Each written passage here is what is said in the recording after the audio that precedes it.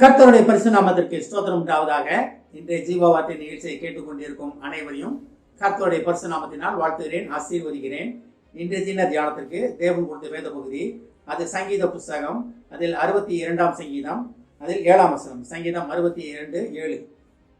என் ரட்சிப்பும் என் மகிமையும் தேவனிடத்தில் இருக்கிறது, பெலனான என் கண்மலையும் என் அடைக்கலமும் தேவனிடத்துக்குள் இருக்கிறது.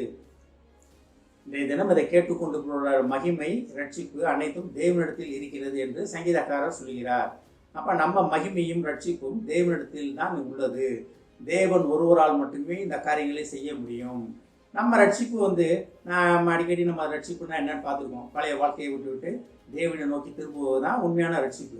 எனக்காக ரத்தம் சிந்தி மரித்தவரை வாய்நாள் அறிக்கை செய்து பழைய வாழ்க்கையை விட்டுட்டு திரும்பி தேவனிடத்தில் திரும்புவது தான் உண்மையான ரட்சிப்பு. நிறைய நேரம் நிறைய பேர் சொல்ல கேட்டிருக்கேன், ஏன் நீ கம்யூனியன் வரல, ஏன் நீங்கள் இதை எடுக்க மாட்டேன்றீங்க, ஏன் நீங்கள் முழுக்க ஞானஸ்தானம் எடுக்கலை அப்படின்னு கேட்கும்போது அவங்களோட பதில் என்னவா இருக்கும்னா, நான் இந்த மாதிரி ஒரு சில காரியங்கள்ல இருக்கேன், இதெல்லாம் நான் சரி பண்ணிட்டு அப்புறம் நான் தேவன்கிட்ட வருவேன் அப்படிம்பாங்க. நான் அவங்ககிட்ட ஒரு சிலவங்க சொல்ல முடியும், ஒரு சிலவங்க எல்லாத்தையும் சொல்ல முடியாது. ஏன்னா என்னோட வயசில் மூத்தவங்களா இருப்பாங்க, இல்லை அது முறைக்கு சண்டை போடுறவங்களா இருப்பாங்க. அதனால் அவங்கள்ட்ட பார்த்துக்கிங்கன்ட்டு வந்துடுவேன். ஆனால் நம்மளால் நம்மளை சரிப்படுத்தவே முடியாது. நம்மளால் நம்மளை சரிப்படுத்திக்குவோம்னா உலக நீதியில் நம்ம செய்ய முடியும். ஆனால் தேவனை அறிகிற அறிவில் வரணும்னா தேவனால் தொடப்பட வேண்டும், தேவனால் ரட்சிக்கப்பட வேண்டும். ரட்சிப்பு கர்த்தருடையது. பைபிளை படிக்கிறோம். நம்ம இயேசுவின் ரத்தம் நம்ம மேலே தெளிக்கப்பட்டதை உணர வேண்டும். உணர்ந்து வாய்களை திறந்து அறிக்கையிட வேண்டும். அறிக்கையை விட்டு பழைய வாழ்க்கையிலிருந்து புதிய வாழ்க்கையை நோக்கி நம்ம செல்ல வேண்டும்.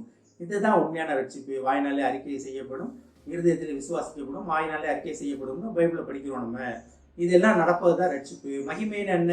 தேவ மகிமை. தேவ மகிமை உங்கள் மேலே உதிக்க போகிறது. கர்த்தருடைய மகிமை உண்மையில் உதித்தது.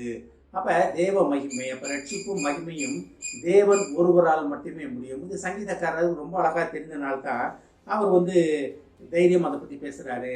ஏன்னா தாவீது போல மகிமை அடைந்தவரும், தாவீது போல பழைய வாழ்க்கையிலேருந்து ஒரு தவறிலிருந்து திருப்பி எழுந்து முழு மனதாக தேவனை பிடித்து கொண்டவரும் வேறு யாரும் கிடையாது.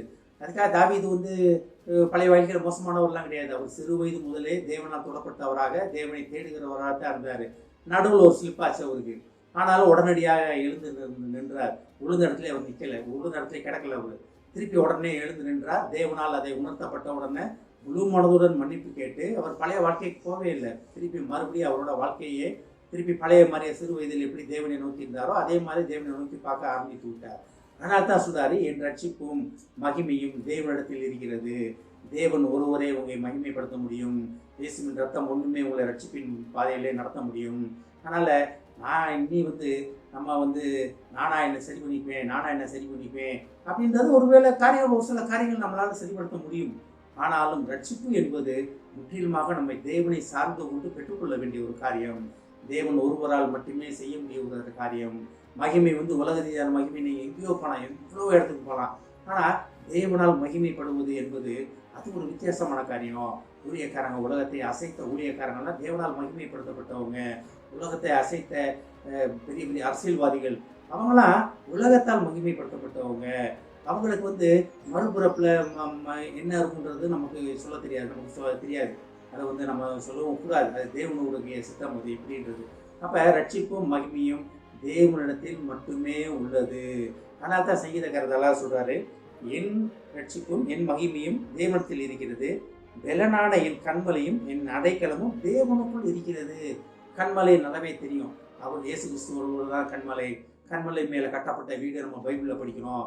பெருமழை அடிக்கும், பெருங்காற்று அடிக்கும், ஒன்றுமே ஆகலை. பெருமழை காற்றுன்னா என்ன? நம்மளுக்கு எதிராக வர பயங்கரமான போராட்டங்கள். பெருமழைன்னு போட்டது சாதாரண மழை கிடையாது. பெருமழை, பெருவெள்ளம் பெரும் காற்று அடிக்கும், ஒன்றுமே ஆகலை. ஏன்னா கண்மலை மேலே நிற்கிறோம். அது இவருக்கு நல்லாவே தெரிஞ்சனால்தான் என் கண்மலையும் என் அடைக்கலமும் தேவனுக்குள் இருக்கிறது. அடைக்கலப்பட்டினம்னு சங்கீதத்தில் பார்க்குறோம். நம்ம அடைக்கல பழைய பாட்டிலே பார்க்குறோம். நம்ம அடைக்கலப்பட்டினம்னா என்ன? தவறு செய்தவர்கள் சேர்ந்து கொள்வது, அடைக்கலமாவது. உண்மையான அடைக்கலம் யார்கிட்ட இருக்குது?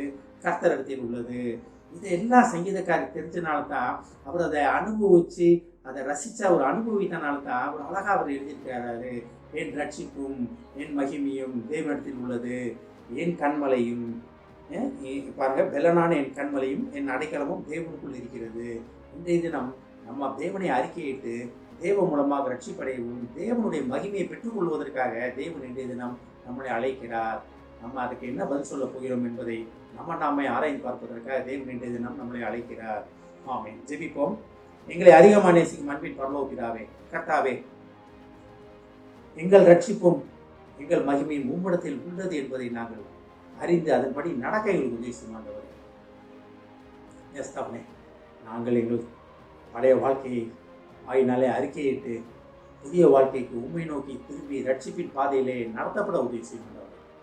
தகப்பனே, அப்படி நடத்தப்படும் பொழுது தேவ மகிமையால் நிரப்பப்படுவோம் என்பதை அறிந்து கொண்டோம் ஆண்டவரே. இதை கேட்டுக்கொண்டிருக்கும் ஒவ்வொருவரையும் ஆசீர்வதிக்கிறோம் அப்பா. ஒவ்வொரு குடும்பத்தையும் ஆசீர்வதிக்கிறோம் ஆண்டவரே. தகப்பனே, குடும்பத்தில் உள்ள ஒவ்வொருவரும் ரட்சிப்பின் அனுபவத்துக்குள் வர உதவி செய்யும் ஆண்டவரே. தகப்பனே, குடும்பத்தில் உள்ள ஒவ்வொருவரும் ரட்சிப்பின் அனுபவத்துக்குள் நடத்தப்பட உதவி செய்யும். உங்களுடைய ரட்சிப்பை பெற்று உமது மகிமையால் எழுப்பி பிரகாசிக்க போவதற்கான ஆசீர்வதிக்கிறோம். இயேசுவின் மூலமாக கேட்கிறேன் நல்ல பிதாவே, ஆமென். கர்த்தர் உங்களை ஆசீர்வதிப்பாராக.